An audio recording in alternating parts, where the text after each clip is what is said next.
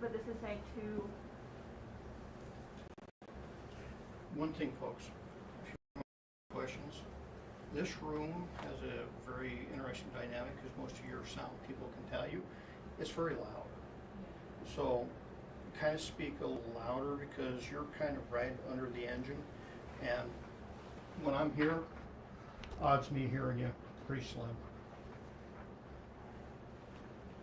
I almost do you mind if I strap the mic on you? I don't know if that's. I just want to make sure we're. Yeah. Close that sound with you. Or lose you to the I'll get fans. them all on. I've done this once or twice.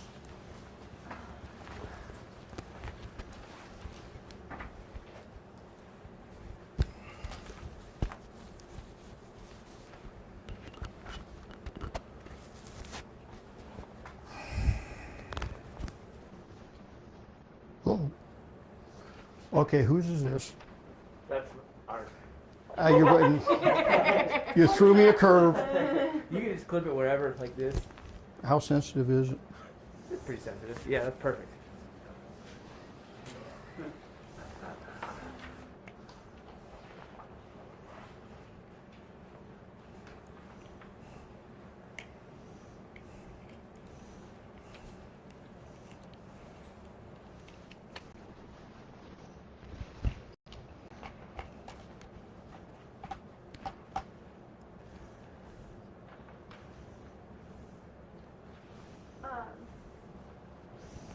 This isn't really like a kind of question, but not really a question. Will you explain exactly what this is when you get going? Yes. Okay.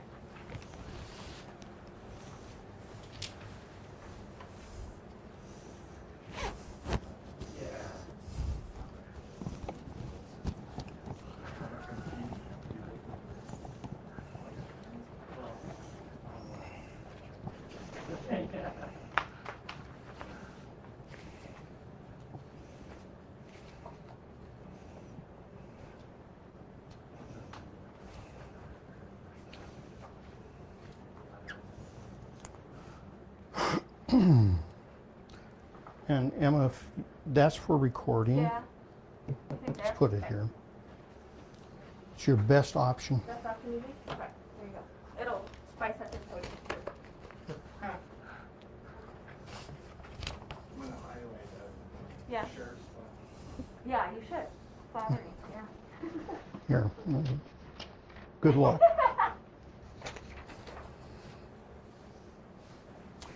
All right. Let me know when you need sound checks, when you're all set and ready to go.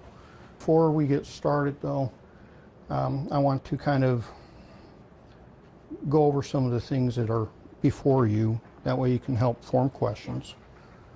And this is was in the Spokesman, just an article today, right?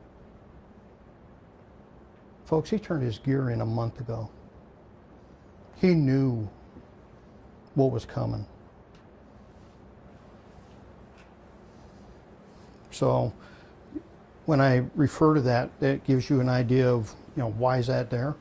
Well, I think above there it's kind of self-explanatory. Completely false that he knew. I have something else that I will bring out when we get there. And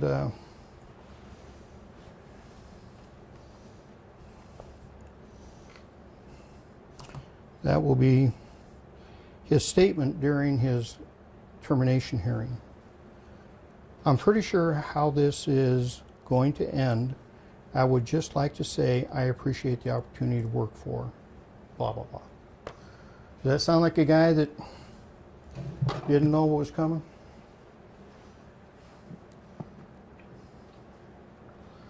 All right. Mic checks, mic checks, mic checks. Good, we're good. Can we Where are you start guys recording at the same time? You're all good. I'm going to do my best to anchor here. Good luck with that. Recording at the same time. All right.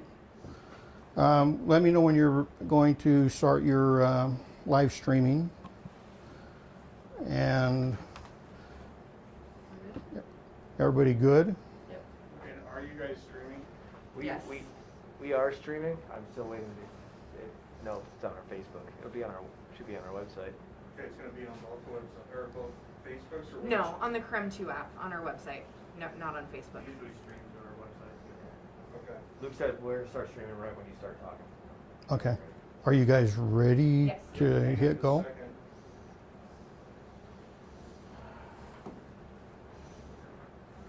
Do you want to restart? Okay. Since we're waiting Do you now. want, do you want a countdown or? Yeah, just wait. I can give you a countdown. Love it. All right.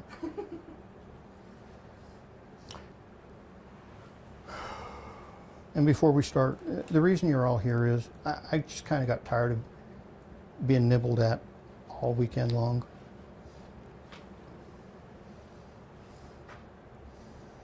That and the level of untruth was just getting a little bit more than I could bear. Mark. As soon as you want a text for me. Okay. He is using his thumbs. Okay, I'm done. So I can grip things. I'll Forgot what it's called. but anyway. point at you. All right, everybody ready? Yeah. 4, 3, 2, 1. Thank you for coming in. Over the weekend, there's been a lot of discussion about the termination of Mr. Chamberlin. I found many of the comments surrounding some of those interviews, some of the things that have been posted, very interesting. And it really strikes to the heart of the true reason that Mr. Chamberlin was terminated.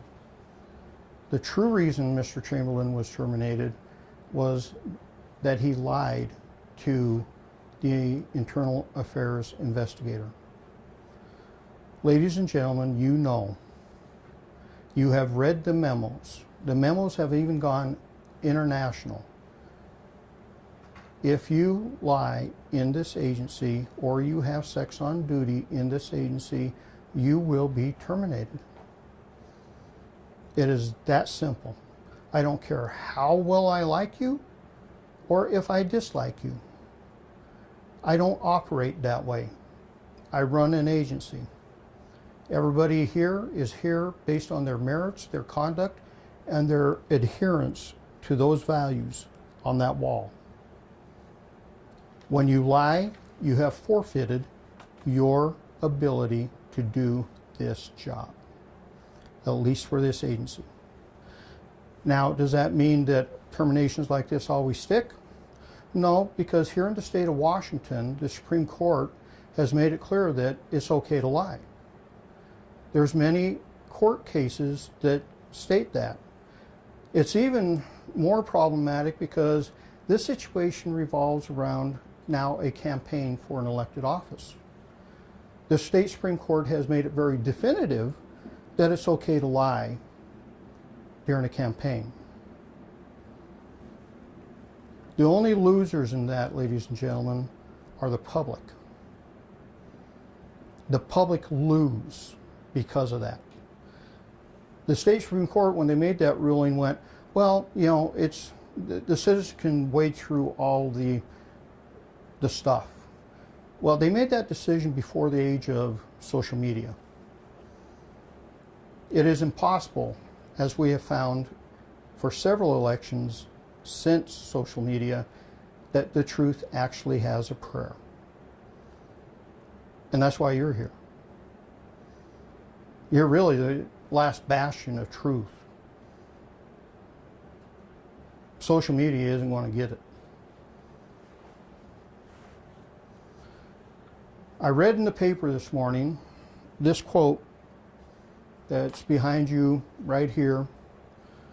And it states that Chamberlain said it's completely false that he knew he would likely be fired at the end of the investigation. This investigation has been going on since November of 2021. It is the second of two internal investigations that were completed on Mr. Chamberlain in 2021.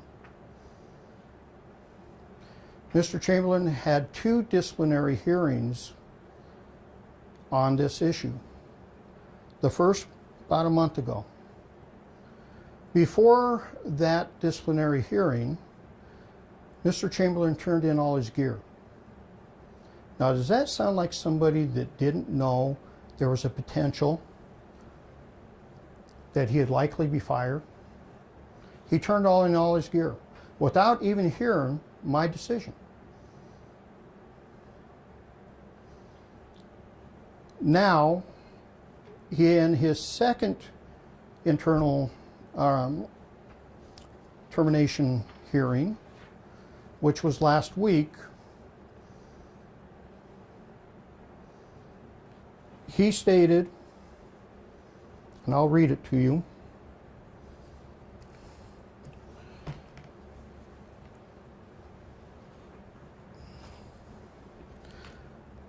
I'm pretty sure how this is going to end. I would just like to say I appreciate the opportunity to work for such a fabulous, outstanding department with outstanding deputies. Does that sound like an individual that didn't know the likely outcome of that hearing? Because I hadn't rendered a decision at that point. Not only has he lied to us in this investigation, he is lying to you in the media, and I find it disturbing. I find it disturbing because it is a reflection on every law enforcement officer in this region when one of us commits these type of acts. That's why I take this that serious. This badge means something. And we're talking about an individual who wants to lead, and quite frankly, lead the premier law enforcement agency in this region. And you can't even get it straight. You can't tell you the truth. He didn't tell us the truth. In the investigation, and you will get all these files, they're in process of being redacted, you're going to get a headache because he changes his story so many times. It was almost impossible for me to keep it all straight in reference to the number of times he changed his story. These markers, all inconsistencies, folks. I had to read this file 6 times. And every time I'd read it, I think there were 3 interviews with Mr. Chamberlin, and it changed every time. He wants you to believe that he didn't know the nature of the charges for the individual he wrote a character reference for. Well, according to his own words, he admitted knowing that there was an investigation into the subject from the letter the subject sent him, and I'm going to read that letter to you. And the rumors led him to believe that there was possible child sex crimes involved.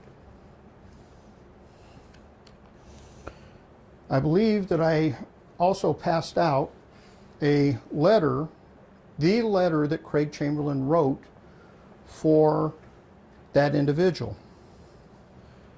That letter stated this: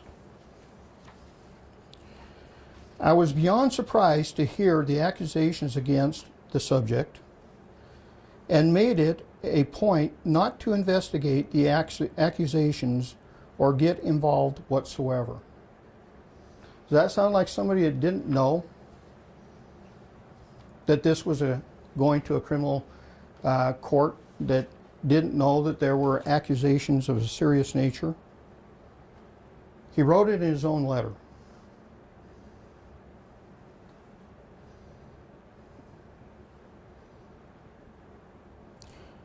The letter that he received, we contacted the individual who wrote the letter, and he stated that all the letters were basically written the same. Little tweaks here or there, but it was basically the same. Now, during 2 different interviews with Mr. Chamberlin, he would take out or leave in certain components of this letter. And amazingly, they were any component that would have led one to believe that this was involved with a court issue or anything else. But according to the person who wrote the letter, and we talked to him twice, he said letters were pretty much the same.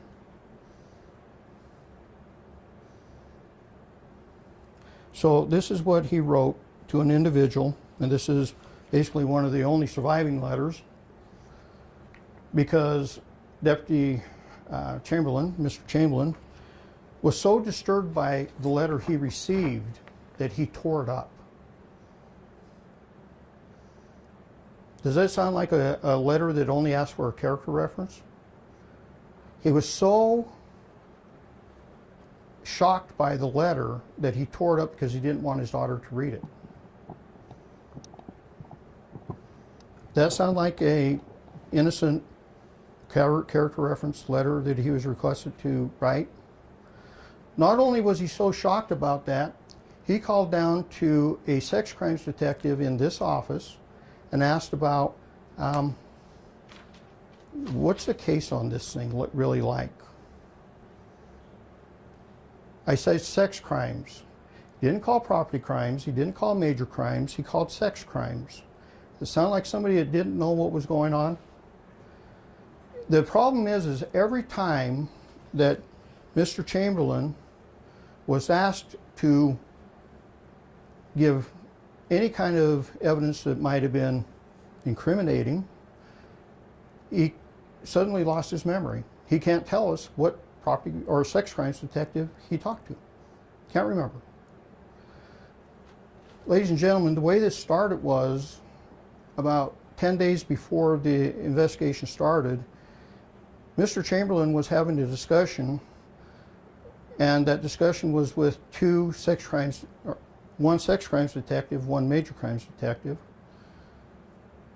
And Mr. Chamberlain stated that, well, you never really know somebody. I was just requested to write a character reference for somebody that's facing a sentencing hearing. That's in his words. Slightly paraphrased, but those are the gist of the words. That's how somebody that didn't know that this was in a criminal matter. Amazingly, though, when he was asked about that conversation, he couldn't even remember having that conversation. Denies the conversation. Don't remember it. It's very convenient, the lack of memory when it comes down to key aspects to this case. I don't remember. How do you forget a conversation where one of your peers goes, I would never have written such a letter. Matter of fact, I think he used the word dumb. Because of not knowing, exactly what this is all about. Why would you? I'm asking you. If one of your peers challenged you like that, would you forget that in short order? Not likely. So the letter that was so disturbing that Mr. Chamberlain tore it up, and so disturbing that he actually called a sex crimes detective to get further details, read like this. I hate to be in the position I am, but I am contacting you to ask for your help. If you're willing, as you may be aware, I am in some legal trouble. Now, Mr. Chamberlain mine didn't say legal trouble. Okay, what did it say? Legal issue. Is there a difference? Legal trouble, legal issue.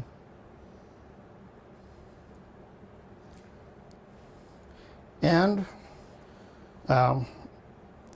willing and will be going to court soon. Leave any doubt in your mind that what's going to happen here? My attorney asked me to request letters from parents of girls I have coached. These would be submitted to the judge hearing my case and would give him a picture of who I am. You don't have to respond to this letter. I respect you as friends and parents. I am hoping that, and this is handwritten, folks, and slightly blacked out, so hoping that you can talk about my interactions with, and it's blacked out because he actually used the name of one of the girls he coached. I have never done anything inappropriate or unprofessional with any of the kids I coached. This individual that he wrote the letter to always showed good attitude and was a fighter on the court. She was a good athlete to work with, and I hope she learned a little from my coaching her last 3 years at club. If she had a good experience, I'm asking for a letter to support about my character from parents of the kids I coached in hopes of receiving leniency from the court. If you could write a letter of support, it would be greatly appreciated. My lawyer said he would prefer a typed letter that would say who you are, what you do, how you know me, and your opinion regarding my interactions with the kids I coached. Say what you observed, what you know to be true. It would also help if you could ask the court for leniency. If you could help me, thank you. Please send a letter to, and he leaves the address for his attorney. Thank you very much.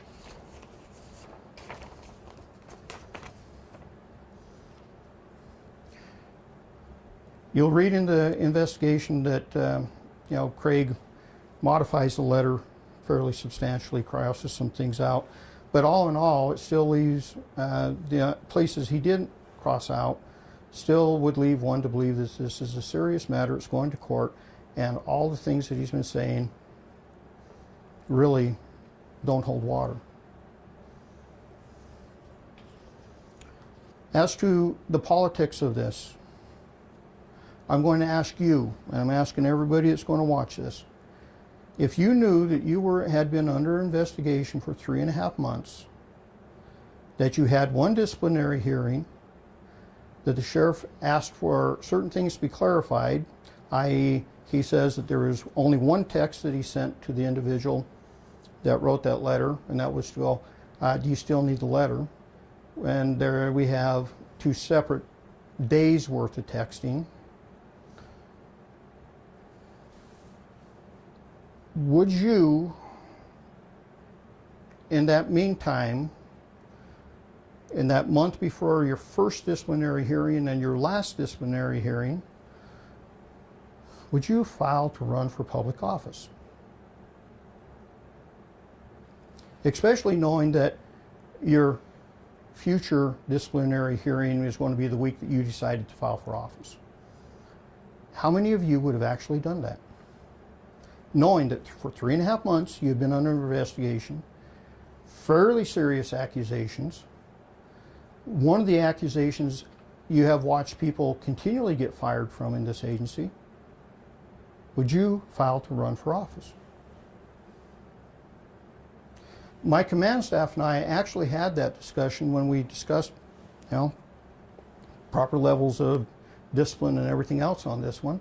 They brought up, he's going to claim that you did this out of political reasons. I went, yeah, probably. But here's the one thing that you all need to understand. Had I weighed that type of consideration, I may have never terminated anybody in this agency, because every termination I make has some kind of political aspects to it. That, somebody can go, it was done for this reason. It could be this. Even though there's nothing political about it whatsoever, you can always find that. Make that argument. The day that I start weighing the politics of making proper decisions is the day I become a politician. I will never weigh politics when it comes to doing what's right for the people of this community or this agency. It doesn't jive with those rules hanging on that wall. Those aren't just decorative, folks. That's what we live by.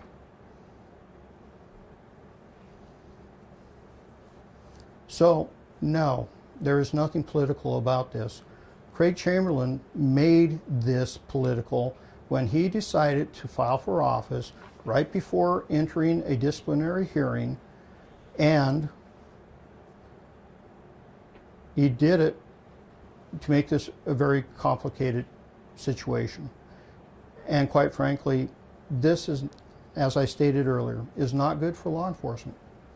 When a law enforcement officer, I don't care what size, shape the badge is, does something like this, we all look bad. You've heard me say that a million times. As to former deputy, Mr. Chamberlin, the media in this area has known about Mr. Chamberlin and his antics for quite some time.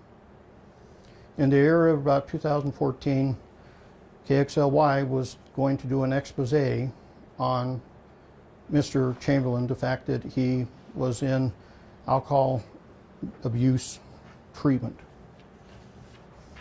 During that same time frame, we received this complaint from a citizen.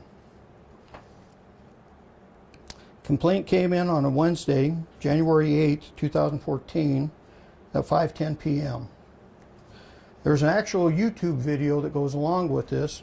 I believe that the address here is of the video that got taken down, but the individual that put it back up, because you can still find it, is titled Spokane's Finest, Deputy Craig Chamberlin's Training Video, which is fairly disturbing because of the acts that happened within that video, and there are children in that video. And this complaint gives you a hint of what's in that video. Quote, "The face of the sheriff's department, drinking out of his fake penis all over YouTube. I'm outraged. I have downloaded a copy and sending to all media. Did you follow up on anything else I gave you? I have a friend that has pictures of all the wild partying and said would share those with me, as they are also disgusting with how he acts." Mr. Chamberlin received several level counseling on that. As you know, at one time, Mr. Chamberlin was a PIO for this agency. He was removed from that duty shortly after that because of other issues compounding, and hasn't been fulfilling that duty for, I believe, since about 2015. The reason we removed him was because we could not have somebody that looks like the face of the agency at jeopardy of bringing this type of, quite frankly, disrepute to the agency.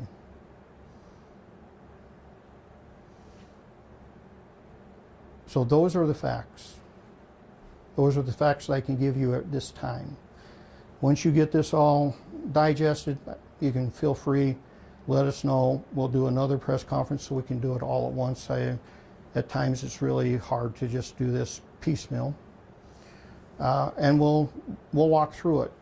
But more importantly, I'm going to leave it with this.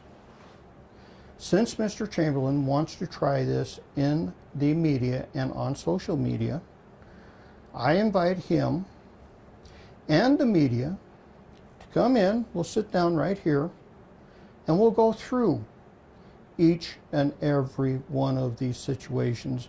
We'll go through that binder and you can listen. And you can make your own decisions. The earlier internal investigation was brought to us by an individual that had dated Mr. Chamberlain. She came in because she was terrified that such an individual could become sheriff. And the allegations were conduct unbecoming, drug use, and the fact that he gave her a prescription drug, which, folks, is delivery in this state. Had the prosecutor's office charged him with that felony, we would have terminated him for that felony. People will ask, Sheriff, why didn't you terminate him then? Because we do progressive discipline in this agency to the best of our ability. We suspended him for 40 hours, told him that if he remained violation free for 5 years, we'd reduce the finding to a written reprimand. But he was also told that any like conduct, and poor decision making, folks, is like conduct. Craig does not make good decisions, as you can see, will result or could result in your termination. All right, so twice, and we haven't hit the year mark. In under a year, in front of me 2 times. The last time, again, he wasn't fired, folks, for writing a letter. He was fired for lying about the circumstances behind that letter. When Craig was contacted with that, he had a duty per policy to let us know, so we could let the prosecutor in that case know that this request had come through, and they could advise Mr. Chamberlain on how to do that. He did not do that. Quite frankly, this is a federal case, and federal judges do not like hypercritical. They don't like things to be talked about before a case. Quite frankly, this is kind of what we feared. We feared that his actions could jeopardize this case.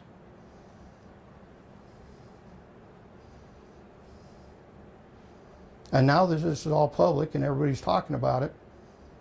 I can assure you that people are not going to be happy about it. So, your questions. How did you get the letter that was sent to former Deputy Chamberlain? We contacted the individual who wrote it and said, do you have a copy of the letter that you sent to Mr. Chamberlain? He said, well, I don't have the copy, the exact copy that I sent to him, because he hand-railed them. Why did he handwrite them? Well, 2 reasons. 1, he was restricted from the use of the internet, and 2, it was a personal touch. He said, but I can give you a letter that was returned to me, and he said, it's essentially the same letter. The only thing that really changes is the names of the kids being involved, minor tweaks here and there, but it is essentially the same letter. That's how we got a hold of the letter. Because, like I said, this letter disturbed Mr. Chamberlain so much, he tore his up.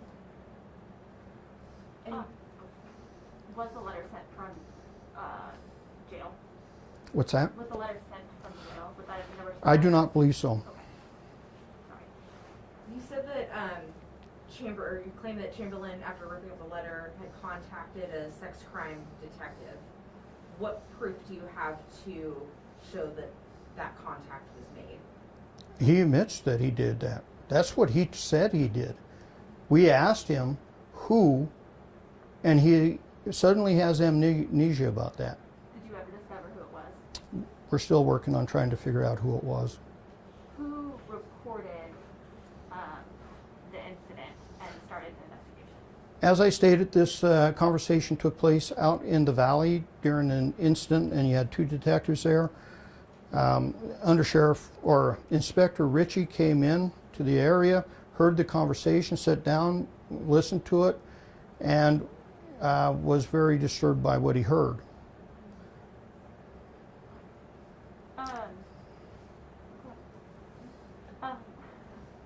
You're good. Sorry, we're all like starting. So, this letter that Mr. Chamberlain wrote, how did you get a copy of that? He sent it to me. Okay. I requested it. Was that confirmed by the attorney for the person you wrote the letter for? According to the attorney, he says he hasn't received the letter. However, the individual who asked for the letter said that he had received a copy of the letter. And did you get a copy of that? We have a copy of, and we know that it was sent to him. There's no dispute that. Craig doesn't even dispute that. I guess that question is because there could have been a No. different version that was sent than what was provided. That, we thought that too. That's the best that we can come up with. And it was, sorry. And you have to understand, we couldn't talk directly to the individual that wrote this letter because he has been charged with a federal crime.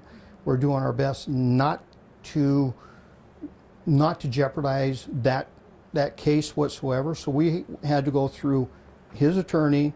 His attorney would ask questions. He had answered it. It was basically, we had this, in go-between. So very difficult to get the things we needed at times. Took us a long time because when you're playing that game, attorney has to be contacted.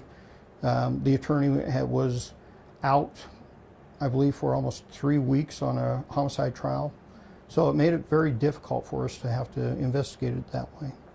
This email that you've given us in 2014, it's signed, and does that person who signed it work for the sheriff's office? No. Okay, just wanted to. That is a citizen, and the citizen contacted us because he was very upset with Deputy Chamberlain, and it had nothing to do with law enforcement. You mentioned the findings from the first investigation, or I guess the charges, conduct of unbecoming, drug use, and delivering the substance. How many of those did you find sustained in that first investigation? I sustained one of those, and that was the delivery. We couldn't sustain the allegation that Mr. Chamberlain had smoked marijuana because that was the allegation. We asked Mr. Chamberlain for the medical records that would have shown that, but he would not give us those medical records. Transparency is a very important thing. Mr. Chamberlain could have ended that discussion and that cloud over him, and it would have, if he had done that and he had brought those records in and we had looked at them, instead of saying not sustained, which means I can't prove this one way or another, it would have been exonerated. I will never be able to do that because he would not bring those medical records in. That would have totally definitively cleared his name. And in the conduct of becoming, was that, what was the result of that? Not sustained. Again, there were accusations that, if we had more information, we could have either unfounded, exonerated, or sustained. At the beginning, you opened up with, if you lie at this agency, if you have sex on duty at this agency, you're going to be terminated. Is he accused of having sex on duty as well? No. That was just the memo that I had to send out. That if you've been here long enough, you know all about that memo. Gotcha. Can we understand the timeline of the two investigations? The first one, was that the October or the March? The very first one, I believe, and I'll just quickly see if I can find that, March. And that's involving the drug use Yes. conduct, okay. And when was that closed? I think it was within about 60 days of when it was reported. And the second one was October? November. Or November 21. Is when we started the investigation. I think the conversation with the detectives was like November 5th. And If what I were remember those correctly. Or what were those allegations? You have them. Oh, okay. And they're separate, they're different. The only thing that sheet that I gave you does mention this one, because when he violated policy again, that suspension that was put on abeyance came back into force. He's been suspended for 40 hours for this March violation, and he was suspended for, I believe, 320 hours for one of the violations of this, and terminated for several others. You'll note in there that while he was on, and here's another little piece for you, an individual that claims that had no idea, after his first disciplinary hearing, we put him on admin leave, okay? That's a clue that things are going badly. When was that first hearing? About a month ago. I don't have that one off the top of my head. And that was the disciplinary hearing for the allegations of the letter. Yes, because during that hearing, Mr. Chamberlain stated some things that countered some of the things he had told us earlier, so we had to go back and look at those issues. During that time, when you're on administrative leave, your duty hours depends on how we set them, but it's an 8-hour day, either 8 to 4 or 9 to 5. That's your duty. We're supposed to be able to reach you. You're supposed to be able to come in. We're supposed to be able to, that is work day. That's not free time, folks. It's an 8-hour work day. During that time, Mr. Chamberlain decided to go have a medical procedure that he didn't tell anybody about. How did we find out? Well, it just happened we needed to contact him and have him come in, and he said, can't do it because of procedure, and he hadn't put in any sick time for that procedure. Those are other violations of policy. He claims that, oh, I didn't realize. It is frightening what Mr. Chamberlain does not know about the agency or how it works or his responsibilities. That is frightening. Anybody that's worked for an agency for 24 years should be able to understand the basic principles of policy and be able to read simple documents. And he claims, I didn't know. When did he, you mentioned he turned in his gear. Sorry. That's really loud. Got to You mask. mentioned that he had already turned in his gear ahead of this last hearing last week. When did he turn in? Actually, he turned in his gear before the first hearing, a month ago. Again, does that sound like somebody that didn't know he was likely to be terminated? He's not. We're not the only one he hasn't told the truth, folks. You have it right here. When did you, sorry. There's some other reason why he would have turned in his gear? None. Is that part Zero. Is that part of even like the quitting No. process? Or? He wasn't quitting. He didn't. He was, quite frankly, offered that opportunity to resign in lieu of termination, and he said no. So Amanda, no, he knew what was coming. He turned his gear in. At least he thought he knew what was coming. So he said no to the chance to resign. Yep. But still turned in his gear. Yep. So then is Because that he- the steps of quitting? No. Or, okay, then. No. Like how big? He thought he was going to be terminated. Okay. He thought that day he was going to be terminated. He wasn't, because I never operate that way. I always, and if you remember, there was another high profile incident where somebody didn't come in for their Laudermill hearing, And I was like, I've never had that happen. The reason I do those hearings is this. The reason that that hearing is so critical, it is my last opportunity to look somebody in the eye, listen to what they have to say, and make sure that I'm doing what is right. It is my last opportunity, my last gut check of, is this the proper thing to be doing? And people have watched, IA investigators have watched me do the exact opposite of what everybody thought I was going to do. That's why that hearing's so important. So Amanda, no. There is no other logical reason that he turned in his gear other than he thought for sure he was getting fired that day. And he didn't show up for the hearing? He showed up. What happened? Okay. He showed up, he gave us some more information. We went, okay, I'm not going to make a decision today. We're going to look into these new things that you have said, and that didn't go well. What is I mean, you've mentioned numerous false statements. What, I guess, is the number one false statement that you're kind of pointing to here, I guess, in your mind? Again, Emma, there are so many. The crux of the matter is, Mr. Chamberlain maintains that he had, and I have to go in grades here because he's given us different grades of this statement, but I'll go to the most, in his favor.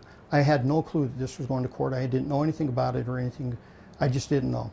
However, we have information that he had actually been talking with other parents dating back to 2020 about this and what they suspected this was all about. The harsh reality for Mr. Chamberlain was, when he worked here, he had a duty to report. We are mandatory reporters, folks. If he even suspected that this was going on, he should have come in and gone, well, there's something up, and most likely it would have been, yeah, we're aware of it. Then here's an investigation. He had a duty. But what does he say in his own letter? Go back to what he says in his own letter. I did nothing about it. I didn't get involved, even though I knew about the accusations. It's in his own letter. You talked about his announcement to appeal the termination. Yes. If that goes through, I mean, obviously you wrote in your book about how this process works. If he does appeal that and it does go through, how can people trust him as a law enforcement officer at this point? That is the dilemma that we have faced with many individuals who have been brought back, as you just mentioned. I detail all that, my experience with that. I don't know how you can, because of this, we had to send this case to the prosecutor's office for them to review and determine if Mr. Chamberlain is going to be put on the Brady list. Brady list is a list where if he ever has to testify in court, they get to go, well, how can we believe you because you were found, you had a sustained finding that you lied. How can we ever trust what you say on the stand again? Plus, we have, under the new rules and laws, we have to send this to CJTC for them to review, and he faces decertification in the state of Washington. If he were to be decertified or put on the Brady list, I don't know if you know the answer to this, but legally would he be able to serve as sheriff if he's decertified? There have been people that have felony records that have tried to run for sheriff. This is why the decision that this community has is to really make sure you understand what's going on and dive out of the emotional side of this and go, what is the fact? What's the truth? You know, we're dealing with an individual that after 24 years doesn't know the simple dynamics of when you're on admin leave, you can't, and you're going to go and do a medical procedure you have to put in for sick leave? Let's get real. This is an individual that has stayed at the rank of deputy for 24 years. He is not promoted to investigations. He is not promoted to supervisory. He has not done anything like that. I have had to deal with Mr. Chamberlin for over a decade with the issues that you have before you in that one complaint. When I was on the SWAT team and I was SWAT team supervisor, I had to remove him from the SWAT team because he would not maintain standards. Why not let him go sooner? I mean, if dealing with a decade, I mean, I know people are gonna ask that, then if there was People, investigation after investigation. people are going to ask the question, but here's the answer. There's this thing called labor law in the state of Washington. Are those terminal offenses? Well, that one that I read about the fake penis, I was looking at that. Legal advisors like, don't think he'll make that one stick. You better do progressive discipline. So we did progressive discipline. However, per contract, that progressive discipline only sticks for a certain amount of time. Then once that time is passed, I can't go back and even use that in my next decision. So labor law in the state of Washington makes things very difficult. That, and this is a very difficult job, and I believe that our job is also to try to salvage people. Mr. Chamberlin wants to say, put into paper that I dislike him. I have it out for him. How is that when I have done everything in my power to salvage your career and you keep trying to melt it down? My parting words with him were these. Craig, I hope that you find a way to cure the demons that you have. So, yeah, Amanda, go ahead and try that one, but I have labor law I have to deal with, and I also have an aspect of, do you just throw people away? Well, we tried to save him. There's no saving him. You can't save somebody from themselves. And that's what it came down to. You can't save somebody from themselves. The type of decisions that he made, you're going to read that investigation, every citizen that received this type of letter that we know of, when there's no way we would have written a letter for that guy. Citizens never did. Mr. Chamberlin, his logic and everything is he did that. Why would you do that? Why would you, as a police officer, write a letter of character reference for an individual facing the charges of child pornography? Why? Citizens went, oh, God, no. And you decided somehow that this was going to be okay? And you did it without following policy and letting us know, so we could contact the federal prosecutors and go, oh my God, the things he does not understand about the proper operation of an agency are frightening. You mentioned having these hearings, right? That's your last chance to really sit down and just sort through it. Is it fair to say that's one of your salvaging opportunities, right? Like having these hearings associated with the letter, that was your chance to lay it all out with Craig and find out, okay, there's got to be, tell us what's going on. There's got to be an explanation, and that breaking point, right, was the line. It was. It was. It was the fact that he said so many things that contradicted himself every time he would talk, that it got to the point of, no, we're done. I mean, you've made it very clear that you're not telling us the truth. And his convenient lack of memory. Within 10 days, you don't remember a conversation with two detectives, one of which, oh my God, that was dumb. Why would you do that? You call a sex crimes detective once you receive this letter and you can't remember who? Would he still be a deputy today if he hadn't lied? If he hadn't lied and he had come in and went, you know, I really blew this one, And he does in one of his disciplinary hearings go, I know this was really bad. I know this made the agency look bad. Bad decision. Had he come in and done that, there's a high probability he'd still have a job. Now, he'd have probably got suspended for 320 hours, but there's a probability he may have a job. But he lied. It was amazing to watch. You mentioned some prior internal affairs investigations. Real quick, Oh, sorry. 2 more questions, because we've been at close to pushing an hour, and I don't know how many people are going to be paying attention to any of this. You had mentioned some prior internal affairs investigations before these two. Do you know the total number of times he's been investigated by internal affairs? We investigated this one. When he went into treatment, we treated that as a medical issue. We didn't open a formal investigation. We treated that as a medical issue. And when we found that he wasn't at his workplace when he should have been, he was counseled and removed from PIO to the Valley with a strict understanding of, Craig, you will not go in front of cameras at all. You won't do it.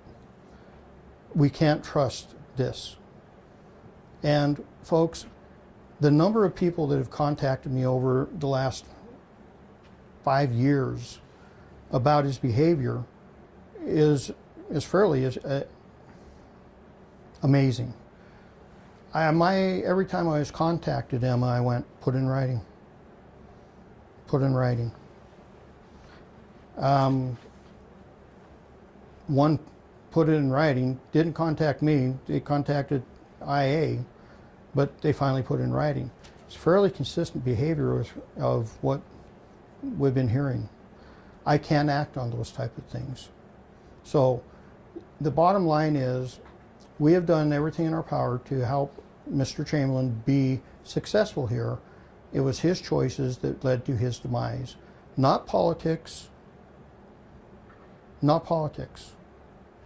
If anybody played politics with this one, it was Craig when he decided to file for office just days before he knew he faced a termination hearing. Who does that? And why would you do that?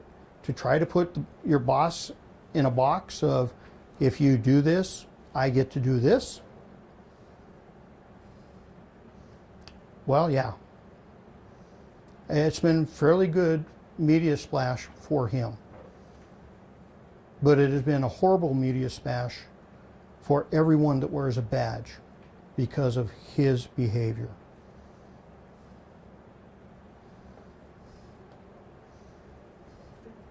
Anything else? Sorry, so just to clarify, these are the only 2 internal affairs investigations then? Or were there? And the YouTube. Oh, okay. So 3. That one too. So that 3. Okay. Yes. Great. The others were handled, one as medical, the others as just strictly counseling of, look, it's time for you to go back to patrol. I think that his then boss, who was a captain, did any documentation on that one, but that's what happened. Now, there's one thing that before we close, I want to show you, but I'll do that once we end this.